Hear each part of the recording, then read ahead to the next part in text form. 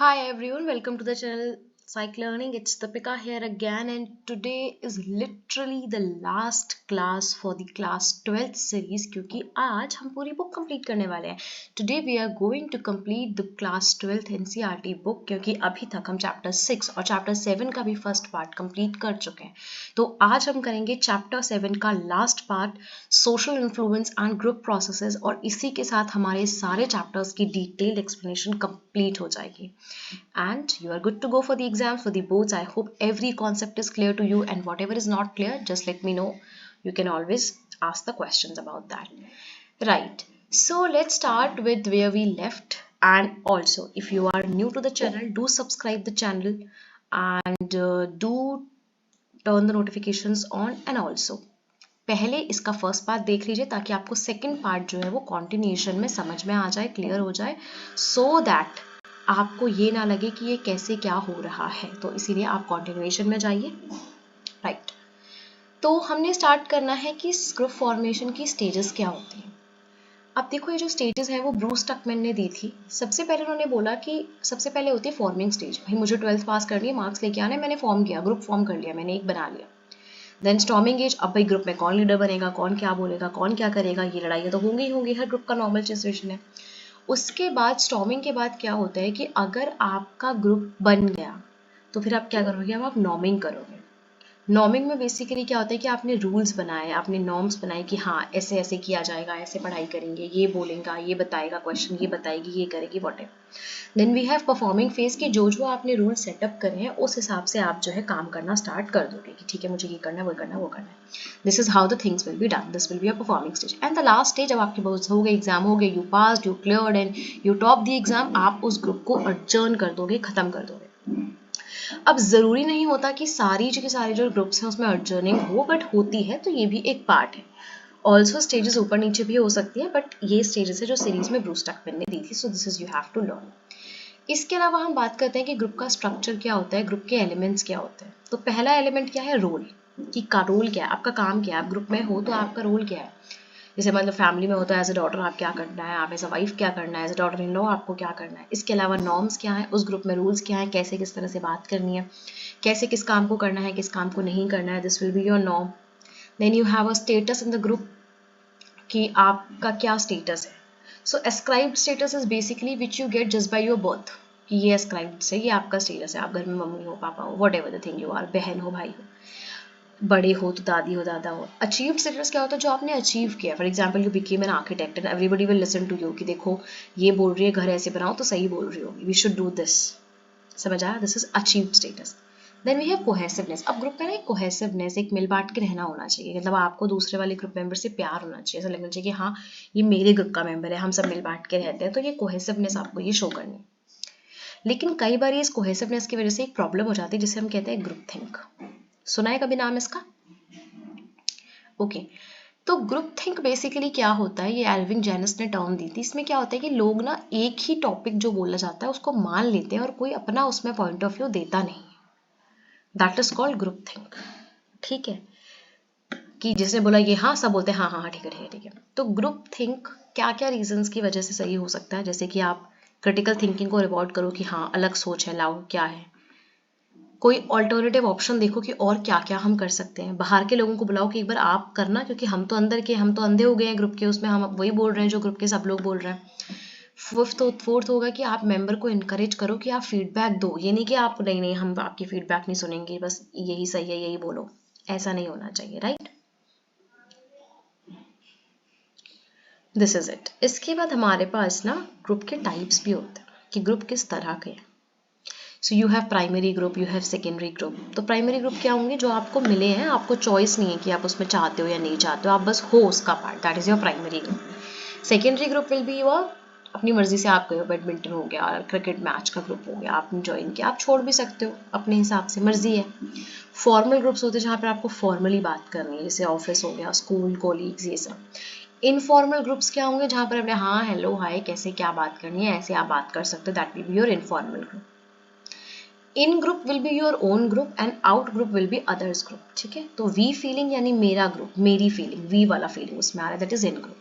And out group के लिए हम बोलते हैं बाहर का ग्रुप, दे फीलिंग, कि वो लोग ऐसे हैं, वो ये है वो. ठीक है ना। अब ये टास्कफेल का एक एक्सपेरिमेंट है जहाँ पर ग्रुप को डिवाइड किया था सिर्फ इस बेसिस में कि किसको कौन सा पेंटर पसंद है। उसके बावजूद लोगों ने अपने ग्रुप के लोगों को ज़्यादा कॉइन्स दिए और दूसरों को कम दिए, इवन दो ग्रुप में कोई ऐसा कोहेसिवनेस थी नहीं उस टाइम पे, क्योंकि उसी टाइम ग्रुप बना था और कोई किसी से इतना क्लोज भी नहीं था, फिर भी लोगों ने अपने ग्रुप के लोगों को प्रेफरेंस दी। यही शो करता है कि कैसे हम एक ग्रुप में होते हैं तो हम हमेशा उस चीज़ को फेवर करते हैं। ठीक है, okay, I hope this is clear. समझ आ गया आपको? जो भी आपको कंफ्यूजन है या डाउट है या आप कोई भी एक्सपेरिमेंट डिटेल में एक्सप्लेनेशन चाहते हैं कि क्या हुआ था एक्चुअली में, उसके लिए आप मैं रिक्वेस्ट कर सकते हैं, सो दैट हम एक नई वीडियो बना सकें और हम उसमें बता सकें कि कैसे क्या हुआ था एंड आपको क्लैरिफिकेशन हो जाए। तो चैप्टर बहुत छोटा है बिकॉज चैप्टर जो है वो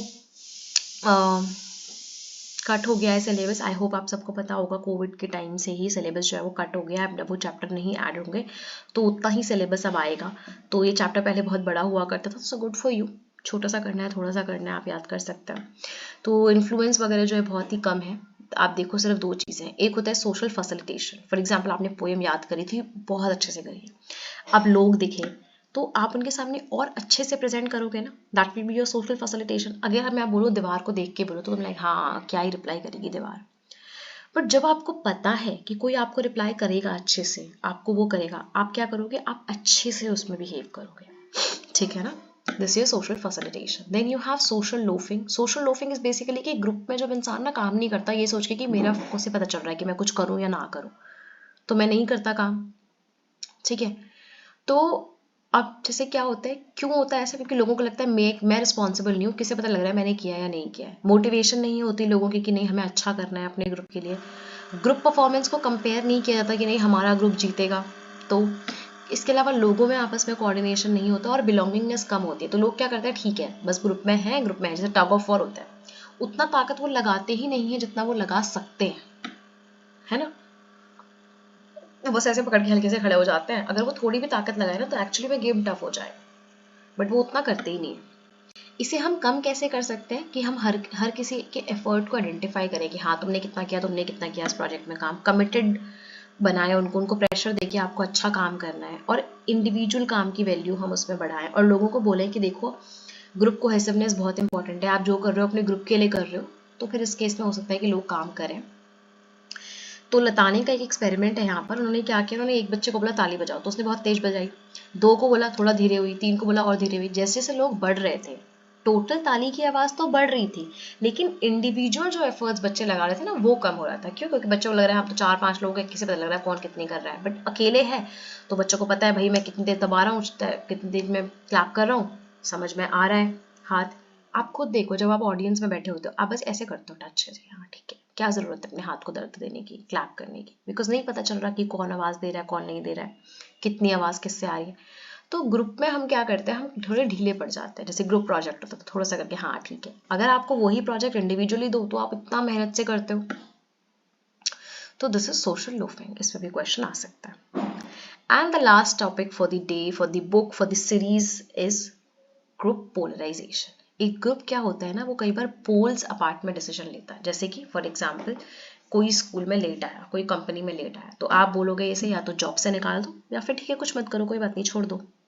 मतलब आप दोनों चीज़ों को एक्सट्रीम में ले रहे हो। आप ये नहीं कह रहे कि थोड़ी पनिशमेंट दे दो, कुछ सैलरी कट कर दो, बट आप कह रहे हो या तो जॉब से निकाल दो या आप कह रहे हो छोड़ो यार कोई बात नहीं लेट हो जाता है। तो पोलराइजेशन मीन्स कि आपका जो डिसीजन है वो पोल्स में है, या तो इस पोल पे है या इस पोल पे है। There is nothing grey, like it's all black and white, there is no grey part in the. इसके अलावा और 3 रीजंस है जिससे ये कन्विक्शन और फर्म होते हैं। जैसे कि आप एक जैसे लोगों के पास जाते हो जो ऐसा आप सोचते हो, तो आपको लगता है नहीं यार सब ऐसा ही सोच रहे हैं, मैं भी ऐसा ही सोच रहा हूँ, सही है।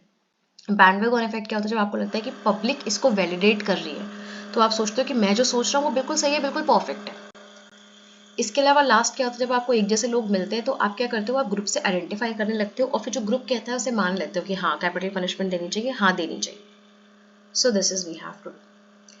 सो इसके साथ एक्चुअली चैप्टर पूरा हो गया। ये छोटी सी समरी है, गुड फॉर यू। सिलेबस जो है वो पहले से कम हो गई है क्योंकि जो सिलेबस कम हो गया है तो आपको थोड़ा सा करना है, ज़्यादा डिटेल में नहीं करना है। No conformity, no compliance, no obedience, कुछ भी आपको नहीं पढ़ना है।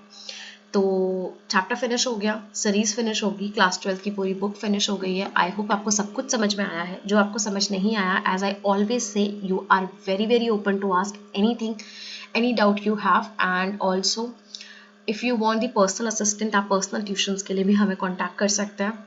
और क्वेश्चन पेपर्स लास्ट ईयर के, इसके अलावा एक्सपेक्टेड क्वेश्चन, सैम्पल पेपर्स, वो भी हम जल्द ही करेंगे। अगर आप पर्सनल बेसिस पे चाहते हैं, आपको पर्सनल ट्यूटरिंग मिलेगी, उसके लिए भी आप हमसे बात कर सकते हैं। And also, if you are new to the channel, do subscribe the channel, turn the notifications on. All the very best for your exam. Take good care of yourselves. Bye bye.